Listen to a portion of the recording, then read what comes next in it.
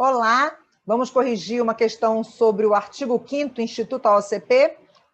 Na tela, para você, a questão. A questão diz o seguinte, olha só. Quanto aos direitos e garantias fundamentais, assinale a alternativa correta, né?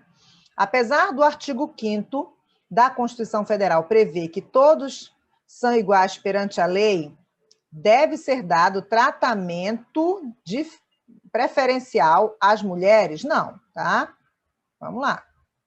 Nada a ver, tá?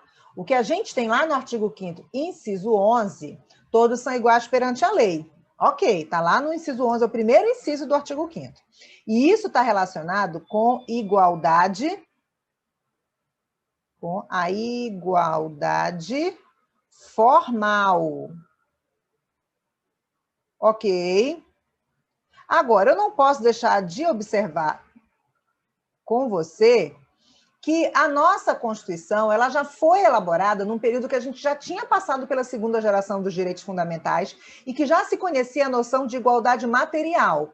Então, não é dito na Constituição que deve ser dado tratamento preferencial às mulheres. O que é dito na Constituição, o que é dito, não é dito dessa forma, mas o que é previsto na Constituição, e é dito por ela também, né, é que, em algumas situações, há tratamento diferenciado para alguns grupos diferenciados, sim, para poder promover o que a gente chama de igualdade material. Deixa eu anotar aqui, olha.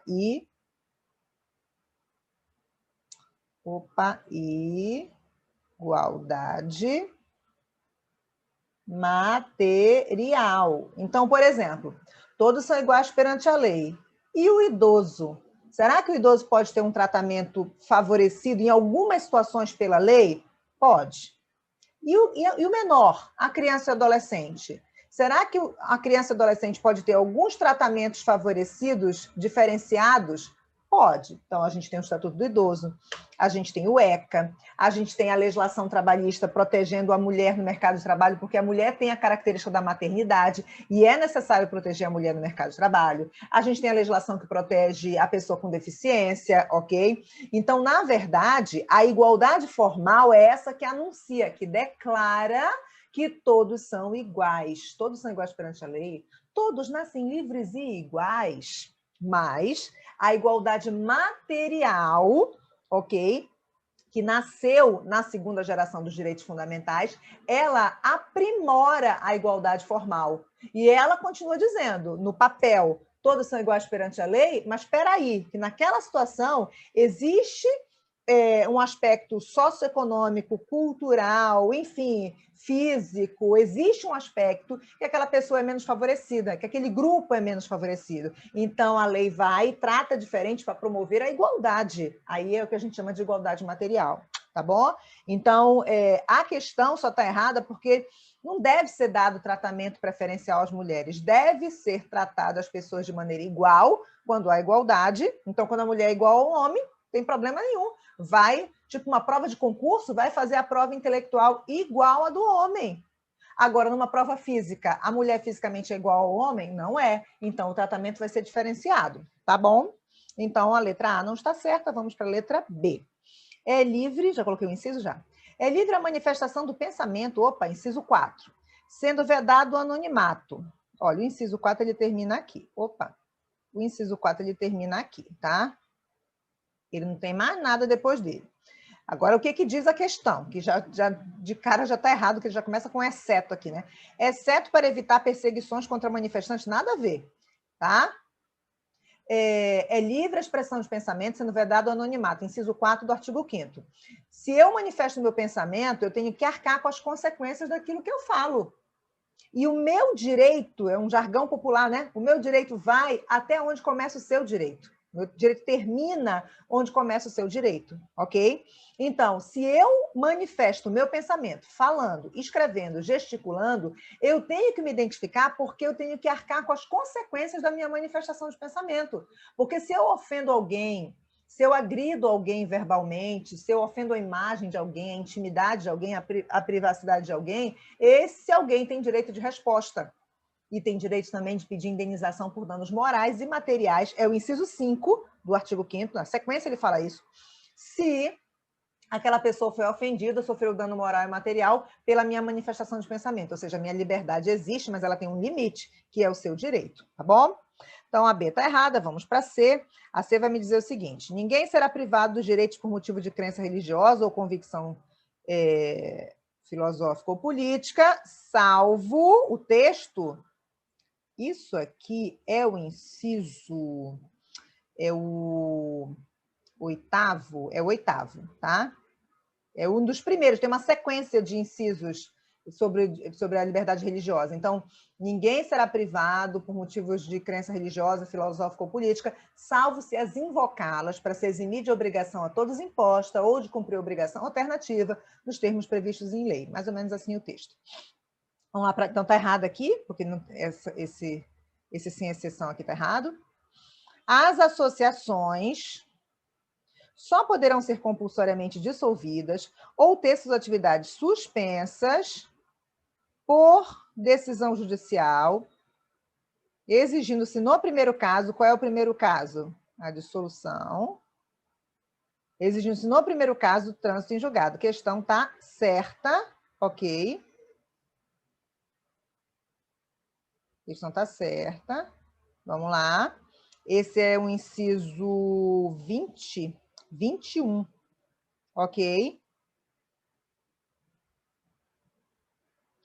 Esse é o 21, não, esse é o 19, tá? É porque tem uma sequência lá de dispositivos que falam sobre o direito de associação. Então, a sequência, mais ou menos, ela vai dizer o seguinte: é livre a criação de associações, a associação não pode ser... não precisa ser de autorização do Estado para criar associação, nem interferência do Estado para criar associação, só que a associação não pode ser de caráter paramilitar. Eu sou livre para me associar e me desvincular da associação. A associação pode representar os seus associados judicialmente e extrajudicialmente, desde que expressamente autorizada. E o último dispositivo é esse aqui, que diz que, lendo, as associações só poderão ser compulsoriamente dissolvidas ou ter sua atividade suspensas por decisão judicial. Então, tem que ter uma ação judicial, né? Isso compulsoriamente, tá? Porque se os associados quiserem dissolver voluntariamente a associação, beleza, vai lá usar as regras do estatuto da associação. Agora, compulsoriamente, tem que ter ação judicial, ampla defesa, contraditório. Aí, uma decisão judicial interlocutória pode até suspender a atividade da associação, mas para extinguir, tá aqui, olha, só decisão judicial transitada em julgado, ou seja, sentença transitada em julgado. Então, nosso gabarito é letra D de dado, ok? Tá certo aqui. Aí vamos para a última, letra E, a sucessão de bens de estrangeiros situados no país será sempre regulada pela lei brasileira? Não, sempre não. Desde que o seu cônjuge ou filhos sejam brasileiros. Não, isso aqui é o inciso 31, tem uma sequência que começa no inciso 22. Tem uma sequência ali de incisos que falam sobre propriedade. É assegurado o direito de propriedade, a propriedade tem que atender à função social, fala da desapropriação, da requisição, da pequena propriedade rural, da propriedade autoral, da propriedade industrial. E aí o último inciso da sequência de propriedade, lá do artigo 5º, fala sobre assegurado o direito de herança, né? Que é o penúltimo inciso, e o último, que é esse aqui, vai dizer que a sucessão de bens de estrangeiros será regulada pela lei brasileira quando não lhe seja mais favorável para o herdeiro brasileiro, né, a lei pessoal do de cujus, ou seja, a lei do país do de cujus. Então, na hora do inventário, não é? Do inventário de um estrangeiro, se ele deixou bens no Brasil, vai ser usada ou a lei brasileira ou a lei do país do morto, né, do estrangeiro morto. O juiz aqui, o inventário aqui no Brasil, o juiz vai ver qual das duas leis favorece mais os herdeiros brasileiros. Se as leis forem iguais, usa a lei brasileira. Mas se a lei estrangeira for mais favorável para o herdeiro brasileiro, usa a lei estrangeira. Então, a questão está errada quando ela diz assim, olha, a sucessão de bens de estrangeiros situados no país será sempre regulada pela lei brasileira, certo? Não. Desde que o seu cônjuge ou filho sejam brasileiros. Não, porque o cônjuge ou filho pode ser brasileiro, não é? Mas a lei estrangeira pode ser mais benéfica, tá bom? Então, errada é. A D é a correta, a gente confere aqui no gabarito, a D é a correta. Então, eu vou encerrar com você essa questão, esse comentário, e você vai clicar na próxima questão. Tchau, tchau.